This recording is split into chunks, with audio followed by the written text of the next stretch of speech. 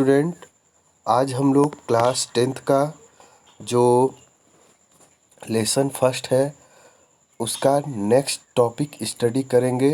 इस टॉपिक से पहले मैंने अपने प्रीवियस वीडियो में आप लोग को एक्सक्रीशन के बारे में बताया था और इसके साथ हमने स्टार्ट किया था एक्सक्रीशन इन ह्यूमन बींग्स में एक्सक्रीशन को हम लोग स्टडी कर रहे थे। तो ह्यूमन बींग्स में एक्सक्रीशन के लिए एक्सक्रीटरी सिस्टम फाउंड होता है और मैंने आपको बताया था कि एक्सक्रीटरी सिस्टम में 4 पार्ट्स इंक्लूड होते हैं मेनली, जिसमें से फर्स्ट पार्ट था a pair of kidney, second part था a pair of ureter, third part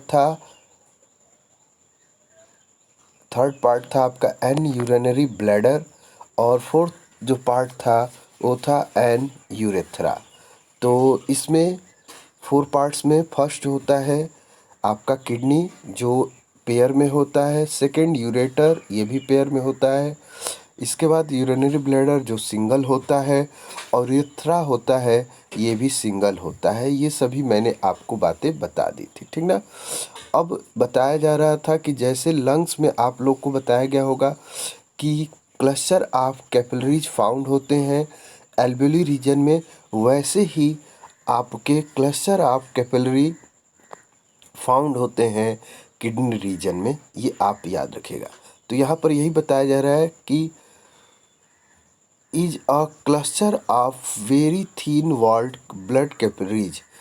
तो जैसे कि लंग्स जैसे कि लंग्स में is a cluster of very thin walled capillaries found होते हैं, वैसे ईच कैपिलरी क्लस्टर प्रत्येक कैपिलरी का जो क्लस्टर होता है in the kidney is associated. तो किडनी में भी एसोसिएटेड होता है with the cup shaped end of tube. जो कप शेप्ड एंड होता है ट्यूब का उससे जुड़ा होता है प्रत्येक कैपिलरी। तो एक बार और सुन लीजिए बेटा, each capillary cluster in the kidney में जो कैपिलरी का क्लस्टर होता है, प्रत्येक क्लस्टर जो होता है वह जुड़ा होता है कप शेप्ड एंड से। कप शेप्ड जो एंड होता है उससे आप a tube that collect the filtered urine. और यह क्या करता है, यह यूरिन जो फिल्टर्ड होता है उसको कलेक्ट करने का काम करता है कप शेप्ड एंड जो होता है ट्यूब का। आप देख सकते हैं इस इमेज में बताया जा रहा है, आप बहुत अच्छे से फिगर में देख रहे होंगे। ये फिगर में एक कप शेप्ड स्ट्रक्चर है और उसके अंदर दिखाया जा रहा है बेटा ब्रांच ऑफ रीनल आर्टरी। देख रहे हैं ना आप लोग, branch of renal artery branch of renal vein. और इसके साथ बेटा आप जरूर देख रहे हो ग्लोमेरुलस। और यही ग्लोमेरुलस जो होता है बेटा यह क्लस्टर होता है कैपिलरीज का। यह कैपिलरी का क्लस्टर होता है। प्रत्येक जो कप शेप्ड स्ट्रक्चर होते हैं उसमें आकर ये कैपिलरी जो होते हैं ओपन होते हैं। यही शो किया जा रहा है इस इमेज में। अगर आप देख पा रहे हैं तो बहुत ही अच्छा है। देखिए कप शेप्ड स्ट्रक्चर का नाम है बेटा बोमेन्स कैप्सूल। इसके बाद आप देख रहे होंगे ग्लोमेरुलस दिखाया गया है और यही ग्लोमेरुलस जो होता है ये क्लस्टर ऑफ कैपिलरी होता है। और आप जानते हैं आपको पढ़ाया गया था इससे पहले transportation in human beings transportation lesson में ब्लड वेसल्स जब मैंने आपको पढ़ाया था तो मैंने बताया था कि जब आपके आर्ट्रियोल्स ब्रांचेज में डिवाइड होते हैं तो क्या फॉर्म होता है, थिन ट्यूब जो होते हैं वो क्या फॉर्म करते हैं, कैपिलरी। तो वही है बेटा, ये आर्टरी है और आर्टरी डिवाइड होकर क्लस्टर ऑफ कैपिलरी फॉर्म करते हैं जो किस फॉर्म में है, ग्लोमेरुलस के फॉर्म में है या ग्लोमेरुलस में आपको देखने को मिलेगा। ओके बेटा, और यह ग्लोमेरुलस कहाँ पर है बेटा, तो ग्लोमेरुलस आपका प्रेजेंट है बोमेन्स कैप्सूल में। यही सब बातें अगर आपको समझ में आ गई होंगी तो मैं आशा करता हूँ कि आप मेरी सभी बातें समझ लेंगे। ओके, तो बोमेन कैप्सूल में ग्लोमेरुलस क्लस्टर ऑफ कैपिलरीज होते हैं। और ये क्लस्टर ऑफ कैपिलरी किसके पार्ट होते हैं, रीनल आर्टरी के। ओके बेटा, तो यहाँ से आपको मेरी बातें समझ में आ गई होंगी, ठीक ना। अब इसमें देख रहे होंगे आप लोग एरो से दिखा रहा है कि जो ब्लड है ब्रांच ऑफ रीनल आर्टरी से इंटर करता है, देख रहे हैं ना, और renal branch of renal vein जो होता है उससे बाहर निकल जाता है, ठीक ना। देखिए जब किडनी के बोमेन कैप्सूल भी आ रहा है तो किससे आ रहा है, ब्रांच ऑफ रीनल आर्टरी से आ रहा है, ठीक ना। इसमें कोई आपको डाउट नहीं है। इसके बाद ब्रांच ऑफ रीनल आर्टरी से आकर फिर रीनल आर्टरी जो है इससे होते हुए आपका ये ब्लड बाहर निकलता है। यहाँ ग्लोमेरुलस में आने के बाद ग्लोमेरुलस में फिल्ट्रेशन हो जाएगा और जो बचा हुआ ब्लड होगा फिर रीनल आर्टरी से होते हुए ये आपके जो नेफ्रॉन के ये जो ट्यूब लाइक स्ट्रक्चर है इसमें ये एसोसिएटेड होते हैं, इसमें आपके जुड़े होते हैं और इसके बाद लास्ट में ये ब्रांच ऑफ रीनल वेन से आपका रीनल आर्टरी अटैच रहता है और इस तरीके से रीनल आर्टरी से ब्लड आता है और रीनल वेन से पुनः ब्लड जो होता है बॉडी में चला जाता है जो फिल्टर हो जाता है। मेरी बात फिर समझ लीजिए, ब्रांच ऑफ रीनल आर्टरी से ब्लड आया, ग्लोमेरुलस में फिल्टर हो गया और इसके बाद फिर रीनल आर्टरी से निकलते हुए फिर ये किस में जाकर आर्टरी जुड़ गया, तो आर्टरी जुड़ गया रीनल वेन से और रीनल वेन फिर ब्लड को कहाँ पर लेकर चला जाएगा, बॉडी में, और इस तरीके से ब्लड फिल्टर होता रहता है। ओके, तो चलिए अब बातें समझेंगे, ठीक ना। तो बता दिया ना कि each capillary cluster in the kidney is associated with cup shaped end of tube that collect the filtrated urine. यह फिल्टर यूरिन को कप शेप्ड जो स्ट्रक्चर होता है वो कलेक्ट करता है। ओके बेटा, अब each kidney has large number of these filtration unit called nephrons. और ये जो फिल्ट्रेशन के लिए जो यूनिट है आपका, जो ये स्ट्रक्चर दिख रहा था ये फिल्ट्रेशन यूनिट है और इसका नाम होता है नेफ्रॉन। अगर आ जाए एग्जाम में कि which of the part in kidney is called as filtration unit, तो you easily give the answer as nephron in the kidney work as filtration units और कॉल्ड एज फिल्ट्रेशन यूनिट, ठीक ना। तो ये आप बताएंगे। तो प्रत्येक किडनी में बहुत नंबर में फिल्ट्रेशन यूनिट नेफ्रॉन जो होते हैं पैक होते हैं क्लोज टुगेदर एक दूसरे के साथ, ठीक है। Some substances in the initial filtrate, कुछ सब्सटेंस जो इन शुरुआत में फिल्ट्रेट होते हैं, फिल्टर होते हैं, जो फिल्ट्रेट होते हैं, जो फिल्टर होकर गए होते हैं, such as glucose amino acid, जैसे में glucose amino acid, salt and a major amount of water are selectively reabsorbed as the urine flow along the tube। देखिए इसमें यही बता रहा है बेटा, देखिए मैंने अभी बताया ना कि ये बोमेन कैप्सूल के ग्लोमेरुलस फिल्ट्रेशन हो गया।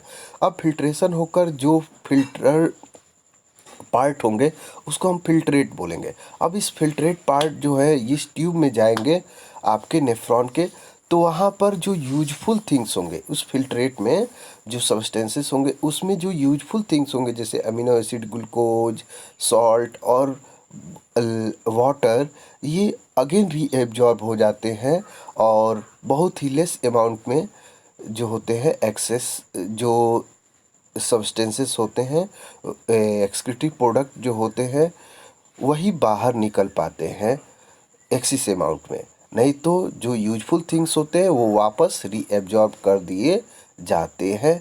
इसीलिए आप देख रहे हैं ना कि ये जो ब्लड वेसल्स है इस नेफ्रॉन के ट्यूब्यूल से जुड़े हुए, इसीलिए कि जो भी थिंग्स होंगे उनको रीएब्जॉर्ब कर लेंगे, जो यूजफुल थिंग्स है जो एक्सेसिव मात्रा में जा रहे हैं, जिनकी आवश्यकता बॉडी को है, अगर वो अधिक मात्रा में निकल जाएंगे तो बॉडी को हार्म होगा, उनको ये एब्जॉर्ब कर लेते हैं।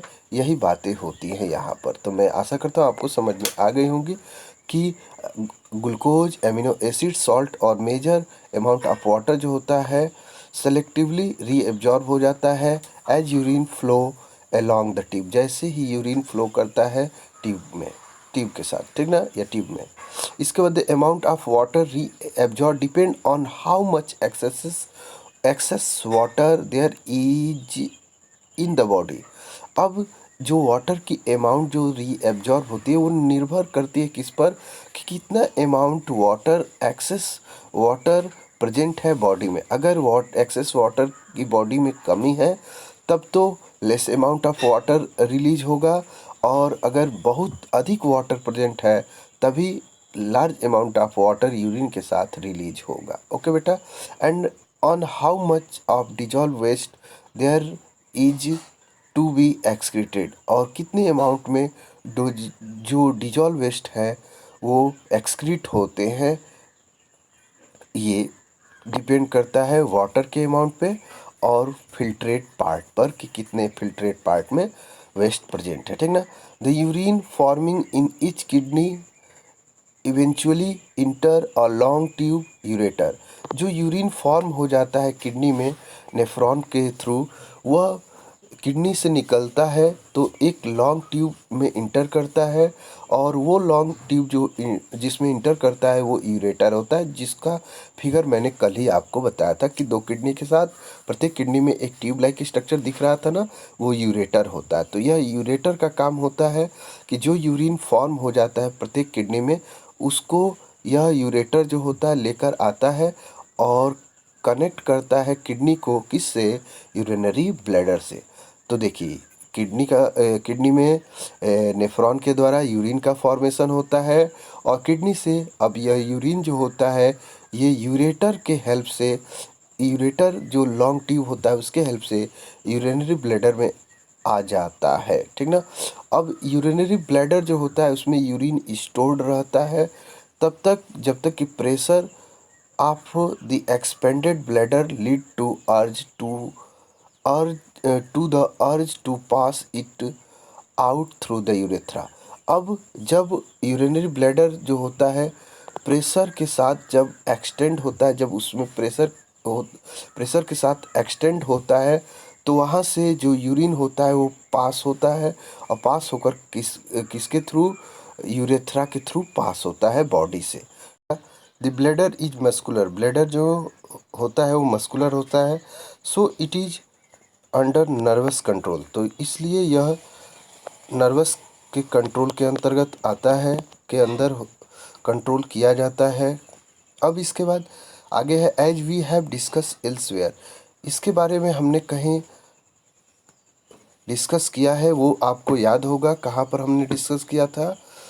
हमने डिस्कस किया था इसके बारे में, हमने किया है वो था हमारा टिश्यू लेसन, जो एनिमल टिश्यू हम पढ़ रहे थे। तो मसल्स जब हम पढ़ रहे थे तो आपको याद होगा voluntary, non voluntary and cardiac में हमने बताया था कि जो मसल्स होते हैं वो उसको हम अपने विल पावर से कंट्रोल कर सकते हैं। वैसे ही जो ये यूरिनरी ब्लैडर में जो मसल्स होते हैं, इसको नर्वस सिस्टम के थ्रू, नर्वस सिस्टम के कंट्रोल में ये होते हैं, ठीक ना।